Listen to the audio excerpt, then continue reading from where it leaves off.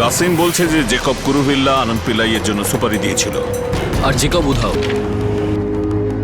একজন মাঝারি মানের চার্টার্ড অ্যাকাউন্টেন্ট সুরেন্দ্র দালবি। কেস বন্ধ করার জন্য তো আমি 40,000 টাকা দিয়েছিলাম। আপনি তো টাকা দিয়ে ছাড়া পেয়ে গেলেন স্যার। বাবু ও তো আপনার জন্যই কাজ করতো না। তোমরা আমার কথা বিশ্বাস করো, আমি কিচ্ছু জানতাম না।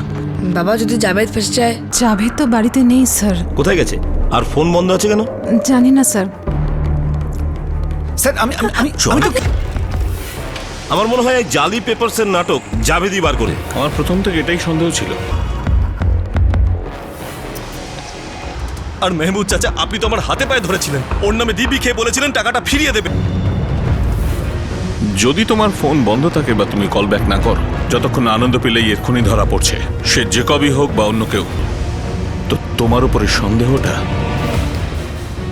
ডাবল হয়ে যাবে।